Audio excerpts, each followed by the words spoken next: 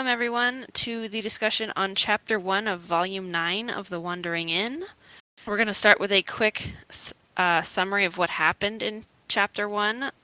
We started in the Knoll Plains, following the war between the tribes, and we met for the first time by name Crusader 221-3, who is taken to Chieftain Feshy Weatherfur, who contacts the Wandering Inn about the existence of a laavente who has survived for over a week after the battle.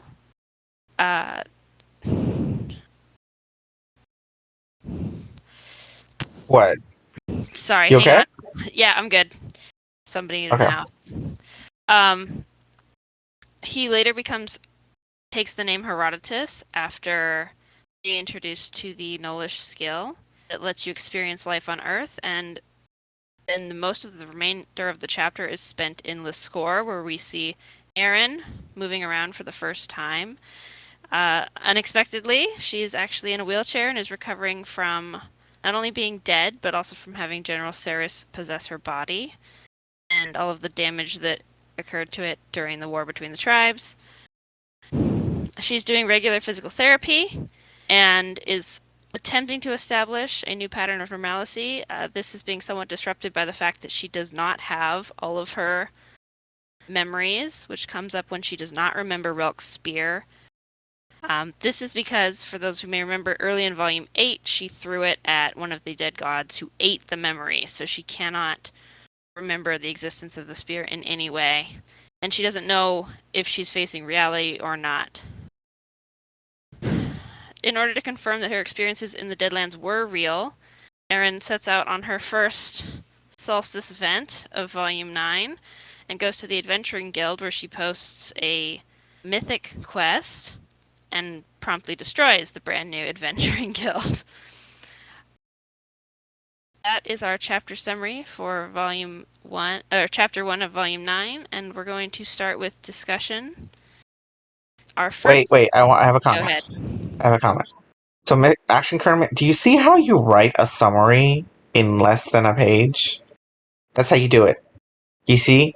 Hey, the beginning of my summary is half a page long, and then there is a long form summary at the bottom.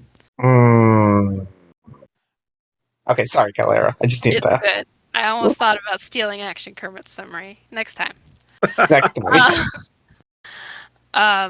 All right, so we're going to start with the Antinium. Well, no, we're not. Our first question is just an overview. On a scale of 1 to 10, how do you feel about this chapter, both as a return to Erin antics and the start of Volume 9? This is a question from Mr. Wiggles. So, Wiggles, if you want to talk and give your starting opinion, you can go ahead and do that. Okay, I will. For me personally, yeah, this was a 10 out of 10 chapter. It was perfect in every way for like a return to Erin and her antics. I absolutely loved it because, I mean, we got basically everything. We had like everyone treating Erin like she was a vase, basically. We had Erin just kind of like going along with it at the start and then just deciding, screw this, I'm going to do things my way. And we even had, side character point of views that were very nice to see. Like I really enjoyed Anther's POV this chapter, Anther being 221-3. I think that's his name. 221-2213 Herodotus. I'm just going with Herodotus. Yeah, Anther is his first name, excuse me. Anther Herodotus, yes. So I really enjoyed that portion too, because I mean, just seeing the Knolls kind of warm up to the Antinium a little bit and giving them a voice is it's a lot of forward movement and basically Antinium Knoll relations. So yeah, I love this chapter. It was great. Yeah, I agree. I really enjoyed this. Maybe part of it is that I'm Erin deprived, and this was really nice. So we'll see how it holds up, but I think it's going to hold up well. Some responses from the channel. So Kimmy Kim 9 says 6 out of 10. Would you like to come up and tell us why only 6 out of 10? Why not? I think that Erin is not my favorite character, actually, in the story, and the parts of this chapter felt a little forced to me. Like everyone was using a stick to push Erin, do something, Erin, do something, Erin. Yeah. Make some Celestish events happen.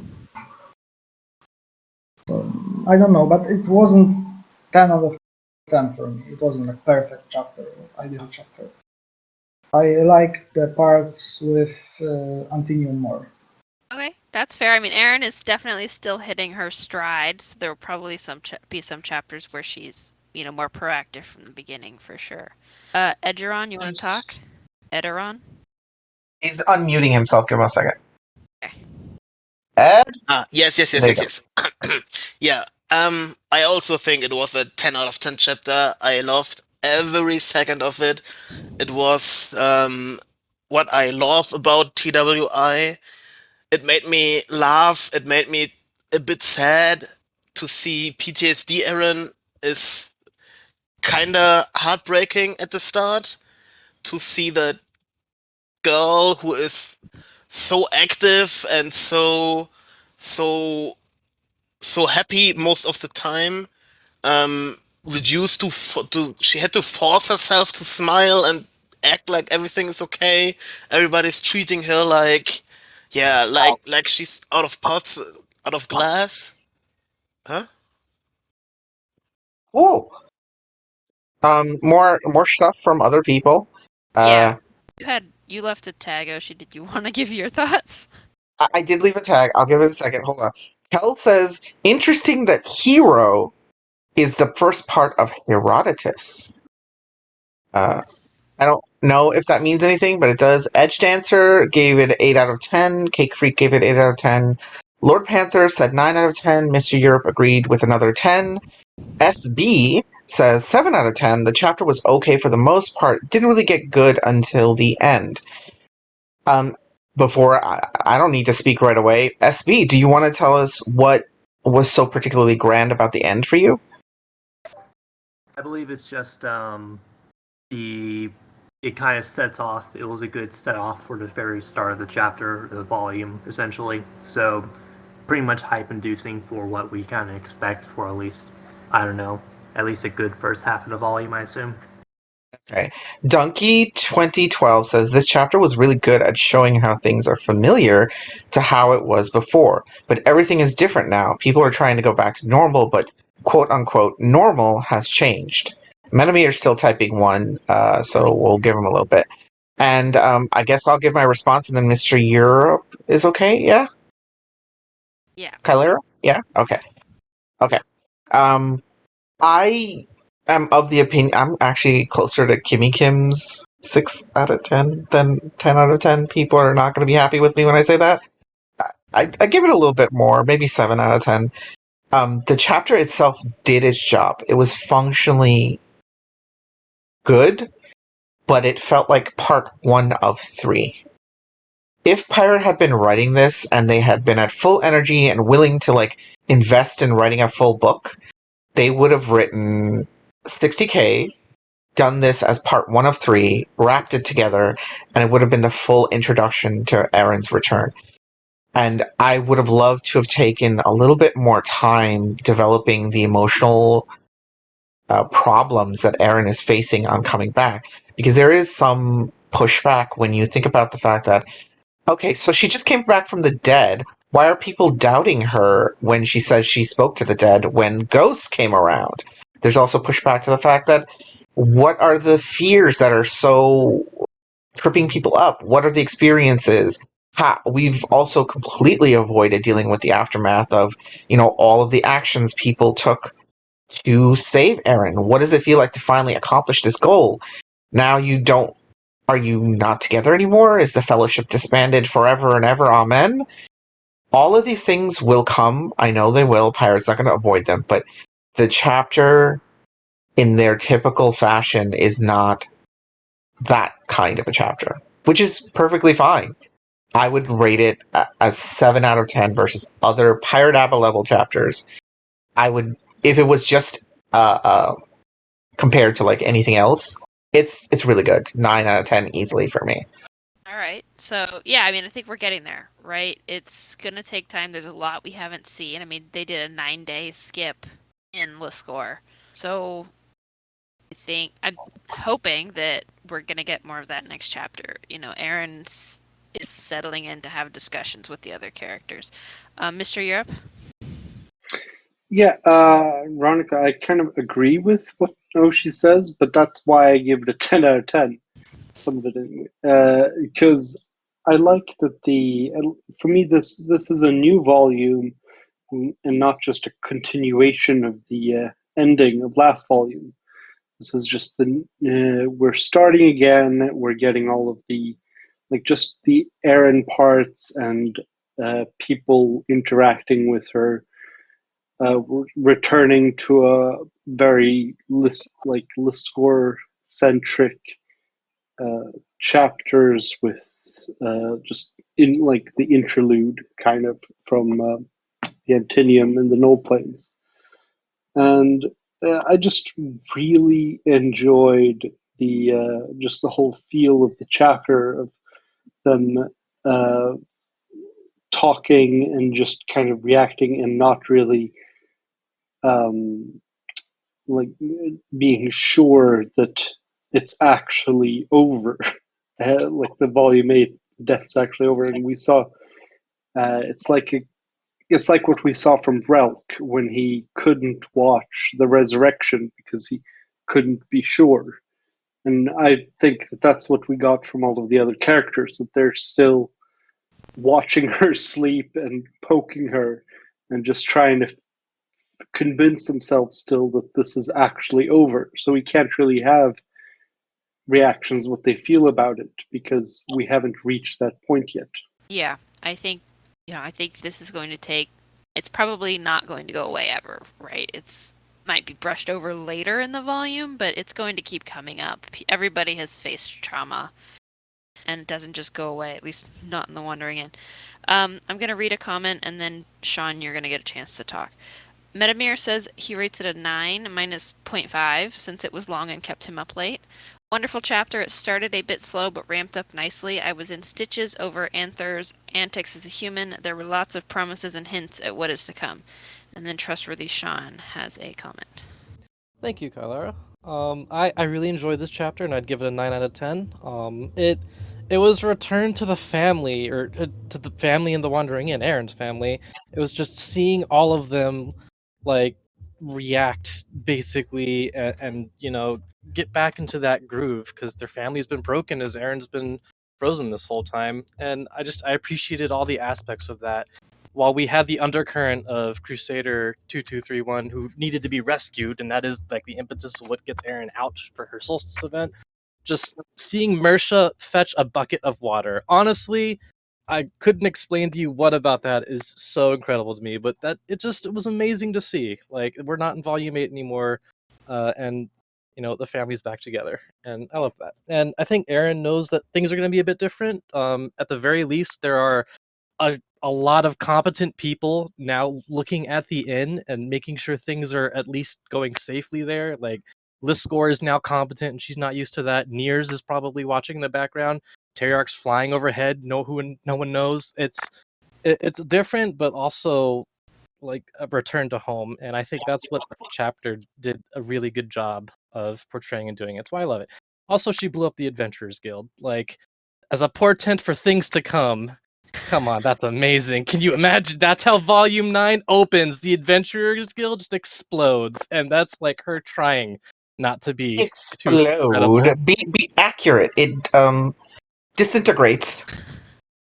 No, Bird said, hey, I wonder what's going to explode first. Bird had the biggest That's call what on it. Bird said. That doesn't mean that's exactly what happened. I mean, if it exploded, there would be more shards. It just broke down around. I think Dalymont was there with his shield, so Yeah, there are something like that. definitely shards. Yeah, 9 Okay. out of 10, amazing chapter. Thank you. Yeah, All I right. thought I'm going to catch up on comments. Action Kermit and Donkey 2012 say the Fellowship is still known to be a thing. Numtung said they'd help rescue Anther if necessary. Yeah, I mean, There's a couple more on the other channel. So, Kimmy 9 says, time skip. Woo! Cake Freak says, no religion, so I can understand why people are freaked out with the idea of an afterlife. Lord Panther says, considering how compressed the timeline for Volume...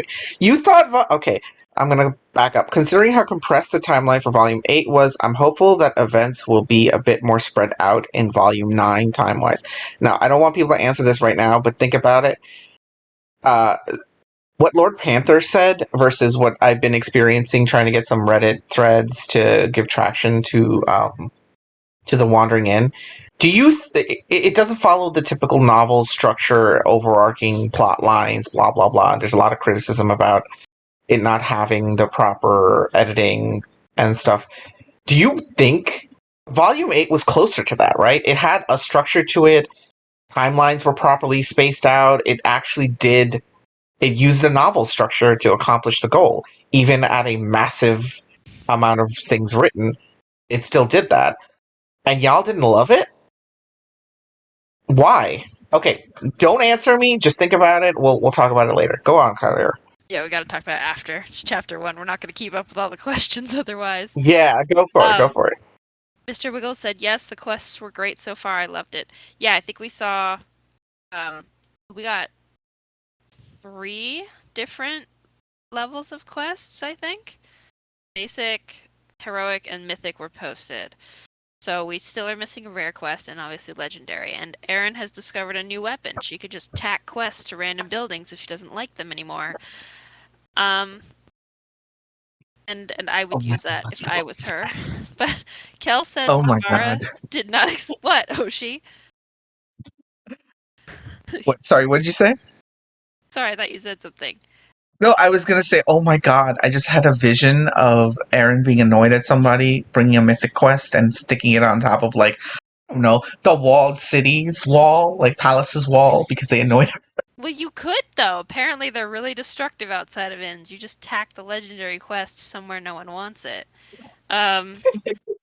Donkey 2012 says, it's not Volume 8 anymore. Mundane things can happen again sometimes.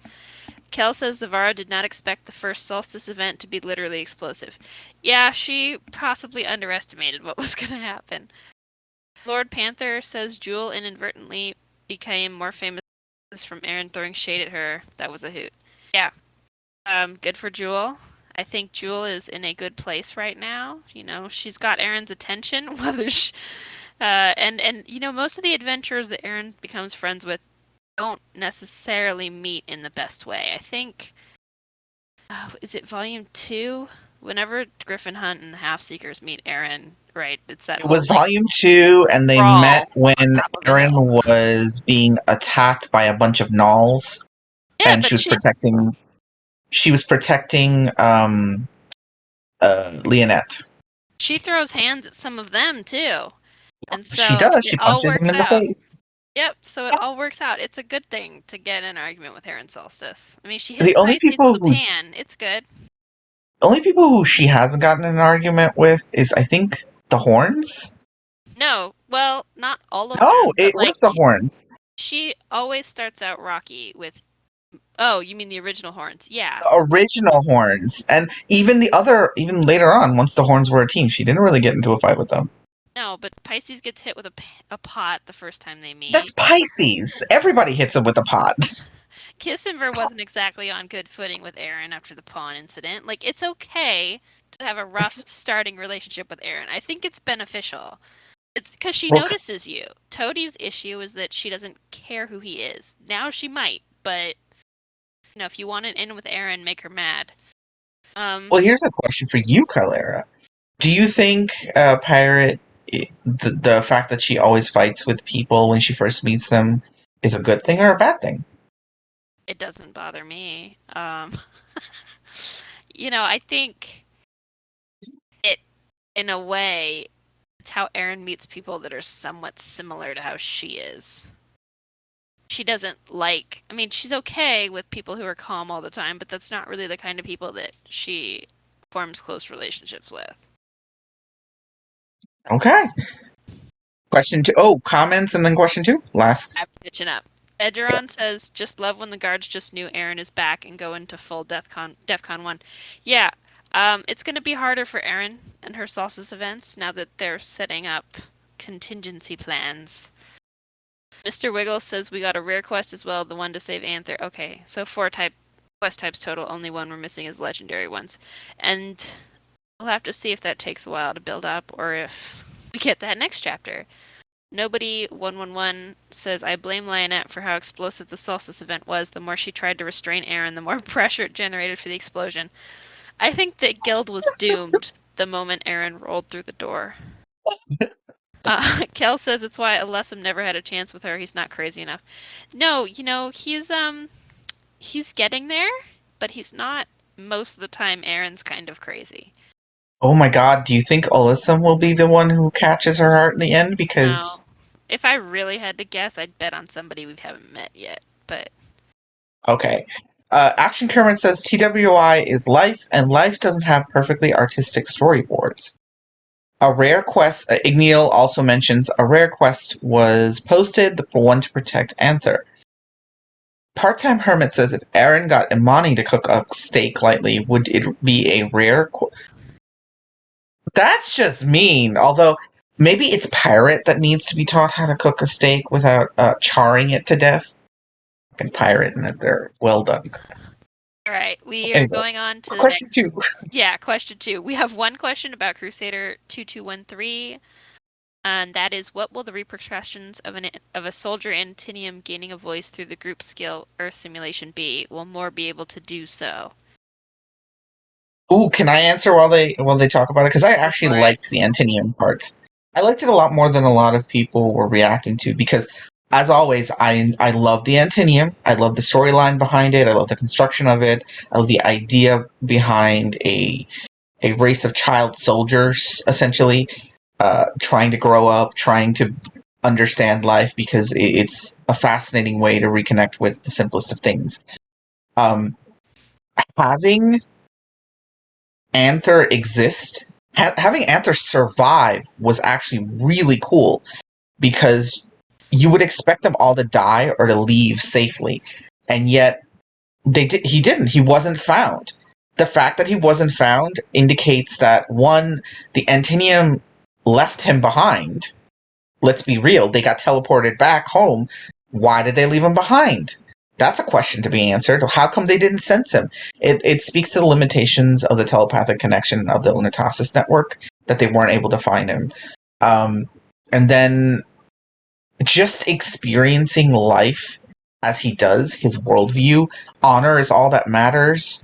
His, like, the depths he went to survive, eating the fucking corpses of dead drakes and shit to survive. Like, it's such casually done. People just avoided. I don't even think they thought about just the things that this fucking dude went through, and he doesn't even have a voice. He doesn't have the ability to speak. Then the whole sequence culminates in a moment where he gets to step away from a world that would force him to do that, where his life is that, eating corpses, hoping you don't die, seeking only honor, and you step into this world where no one's hurting you. Your biggest worry is typing on a keypad, and you get to swing on a swing and eat some chocolate and be happy and to cry. I thought that was pretty profound. I wasn't very enthused by the negative reactions to this. I'm just telling you all now. Don't hate on my pretty Antinium. Alright, I'm good. Alright, I don't keep up with all of the chatting because it moves very fast after a chapter is posted, but I don't know if I saw a whole lot negative about, well, I didn't see much about the Antinium in general. I paid attention. That's why I saw it. I mean, I believe it was there. I just didn't notice it myself. I personally wouldn't be surprised if most of the Antinium that were part of the Unitasis network have the knowledge of how to talk from Crimson Soldier, but as Anther Herodotus noted, he didn't practice it while he was buried under a mound of dead bodies, and muscle control and stuff takes time. But they may be able to talk. It may be widespread enough now that the soldiers can have limited speaking ability. Mr. Wiggles, you have a comment. taking this kind of from a different angle altogether from what you two were talking about, but this this is something huge. Like I talked about this earlier in in the last question, but this is basically huge diplomatically between Knowles and Antinium, because before, Antinium are so different from any of the other races. They don't have, they don't have standard social cues. They don't have standard facial expressions. It's very hard to connect with them for the other species. And you can really see that in how they've always treated the Antinium as like others. That also has to do with the fact that they've been constantly at war with them, but also has to do with the fact that they can't communicate. So this skill that allows them to appear as I'll just say quote unquote normal person, even though, you know what I mean, just they are normal people, but this allows them to seem like it to other people as well. And it just shows that they have the same emotions that other people do. They want the same things that other people do. And it really will help the Knolls to see all these Antinium soldiers, all these Antinium workers, they're just the same as normal Knolls, normal humans, other races. They're just the same. They just, haven't been given the chance. So that kind of shift in how they view the Antinium is going to be gigantic because they've never really seen them in this light before, and it's just huge, huge. Yeah, it's hard to change the perception of a new group, right? And this is potentially a big step in the right direction, at least for the people who were directly involved. Trustworthy Sean has a comment. Yeah, just to build off of what Mr. Wiggles said, I think this was a huge and very profound moment for the Antinium. We really have seen that the Antinium are children outright. Like Kismiver's 3 years old, and I think Liscor's army is starting to see, become a bit aware of that because they're actually talking to their Antinium. And that seems to be the biggest barrier. Just like getting an Antinium down and talking to them and getting, their thoughts and feelings is really eye-opening just to the situation of their people. And I think that the Knolls will definitely take note of that. And yeah, this chapter was profound. There was a quick sentence. He learned what laughter and crying was, Crusader 2213, and just he went through a very deep experience that I don't think we really even touched the surface of. And I know. I told you it's yeah, huge. Oshi mentioned it is very huge. He, And like Pirate did that thing where they use Pirate did exactly what Aaron does by setting fire to the fucking chapter to help us to miss the fact that they just introduced the concept of communication to the fucking Antinium. Like, it's not small, dudes. Sorry, Sean. no, not at all. That skill is still there. I would expect that they're going to put more Antinium in it, and then when they realize just how amazing that is, keep doing it, and why not? Aaron is from Earth. The Antinium are probably going to learn that at some point, and this is another thing to go in their holy book. But one thing I did want to mention before there was a Stanley Parable reference. That's how this portion of the chapter starts. And the Stanley Parable is a video game that is very good. And the less I say about it, the better. But it's definitely there in the chapter. I just wanted to remark.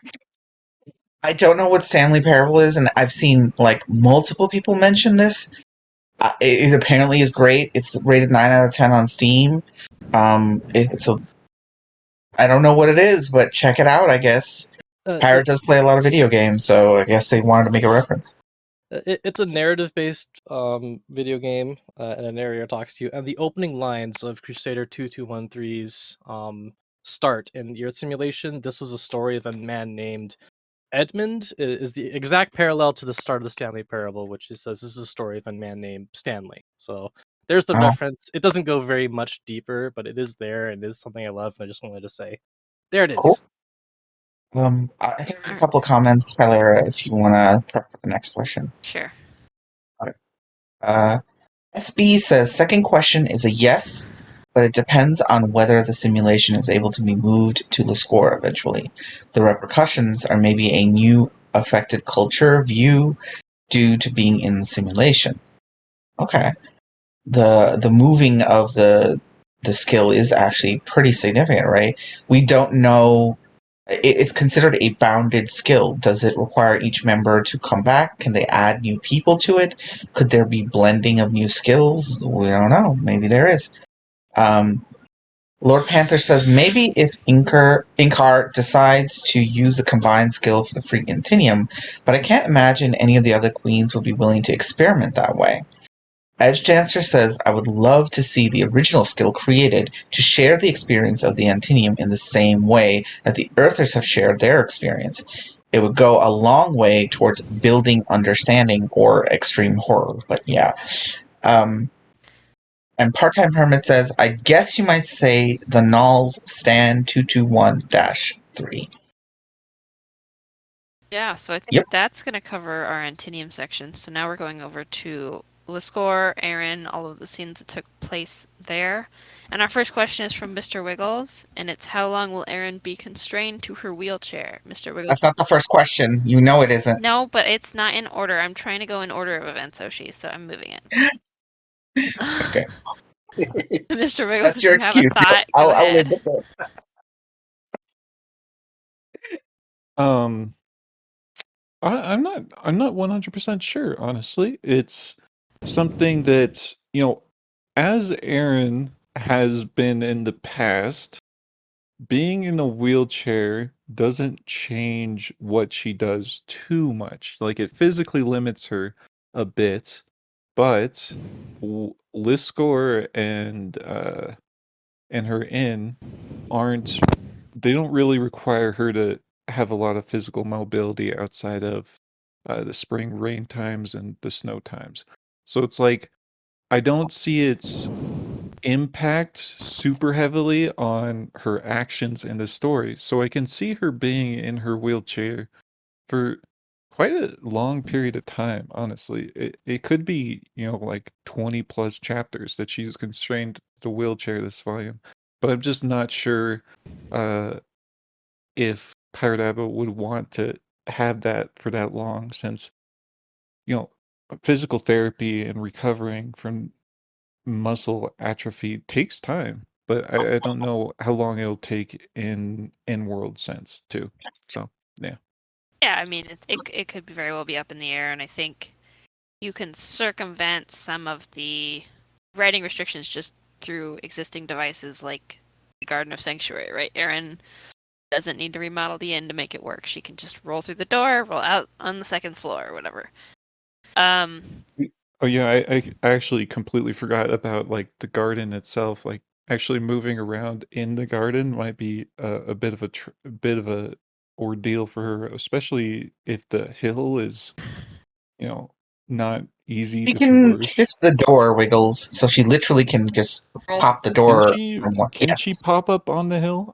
Yes, she I'm can. not She can sure. control where the Oh, door comes. So the door allows her. She still has to deal with the traction issues when you go over grass, but yeah. yeah. Yeah, but that's, it could be compensated for more easily in in-world, probably. Hopes. Metamir's, this is in response to the Antinium question. An in-car potentially using the combined skill to aid the free Antinium. Metamir thinks that I think it might actually give incentive to the less cooperative queens to work with the nulls. Maybe, if it gets them individuals. I think most of the other Antinium queens are very jealous of the free queen right now. Even though I think, is it the Twisted Queen who has somebody leveling? Potentially becoming No, individual? Who was that? but the The one with none. the dancer? Yes, that would be the Flying Queen. Flying Queen.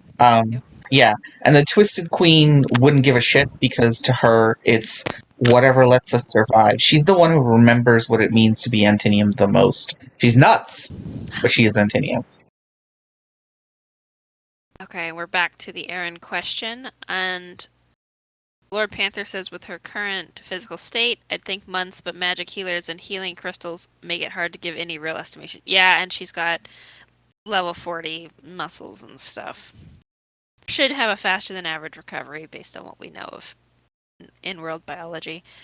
Visionary says, wasn't there a passage about the inn groaning when Aaron wanted to go places but couldn't? The wandering part of the inn might become reality this volume. Ooh, I like this theory.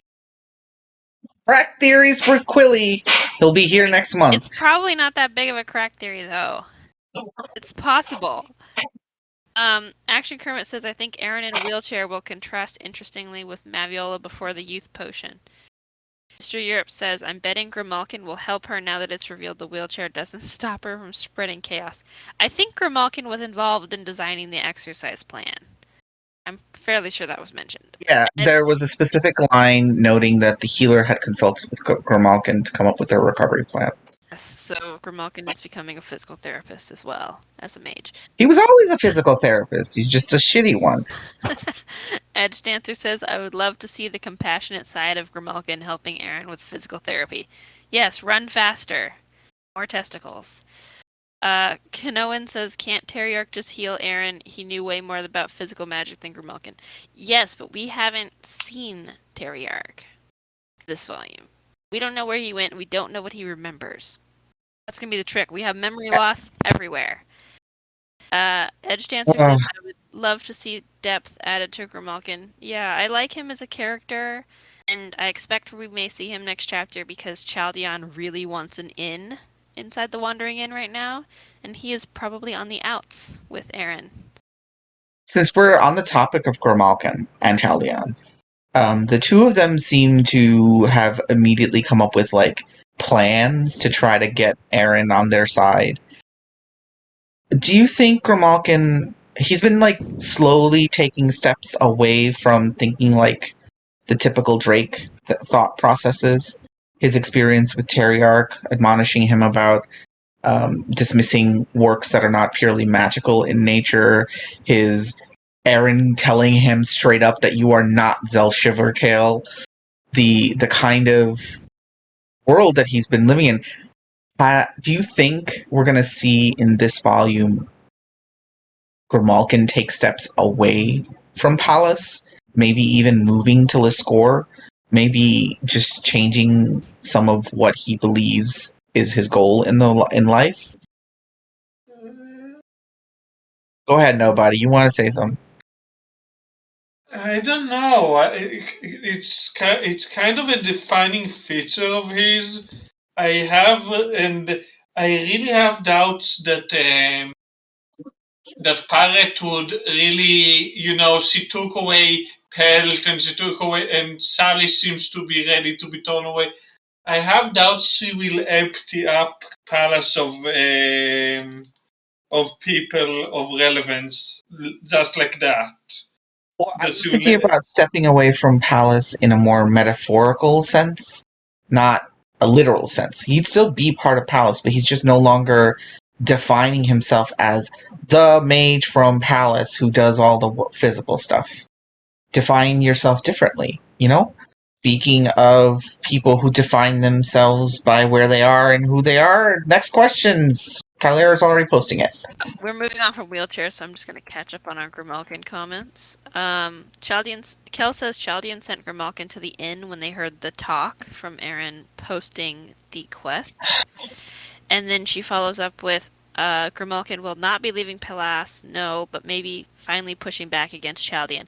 Yes, and I think that's what Aaron needs, right? She needs a network of people in different places, not all at the inn. So like Oshi said, it's probably more that people are going to become stronger allies and still sort of stay where they were originally. And our next question is, has Erin connected who her magic chessboard partner is? This is from Sean. Sean, if you want to give your opinion, you have first license to talk. Well, thank you. I guess really this question is just sort of what does Erin know basically about what's happened? Because I would think by now she could very easily put together that Niers is her chessboard partner based off of probably Bird and Numtongue said, hey, Niers showed up and basically saved all our lives for a couple weeks straight. So do you know anyone super good at chess? Like, sure, Erin would probably put that together. I'm just interested to know like what the opinion of what she does and does not know and what she's been informed of in the 10 days that she's been awake from her family, because I don't think they could have done a perfect job of summarizing Volume 8 to Aaron. You know, just so much happened that there's inevitably going to be important stuff that she missed. I think the example in the chapter of this becoming the case is that she can't pronounce the druid's Magnolia's druid's name, who I also cannot pronounce his name. It starts with N, and just examples of stuff like that. Basically, Aaron's going to be reacting to Volume 8 in Volume 9, and that's something I think is super interesting to consider, because we, as of yet, have not seen any of the conversations that her family has given to her about, hey, what happened. Yeah, we know she's kind of indicated that she's gotten at most the abridged version. Dunkey says that 100% yes, she knows who it is, even if she doesn't technically have confirmation. She definitely knows it's Nears by now. Yeah, I mean, I don't know if what Bird has said or lied about, but she probably suspects strongly suspects at the very least. Okay, I think we can dismiss with the suspects and they'll tell her. They'll tell her, even if they don't tell her on screen. She knows. She's just choosing not to engage with Nears at present because he's like 2 billionth on her priority list, right? Yeah. Lord Panther agrees. Bird should have told her, I would think, the good and bad, but I think mostly the bad because Bird can act a bit of a spoiled child. You know, I think a lot of people in Aaron Lutt's life aren't super happy when other people steal her attention, especially Mersha and the Antinium. And that wraps up today's discussion. Join us next time as we tackle the second chapter in Volume 9.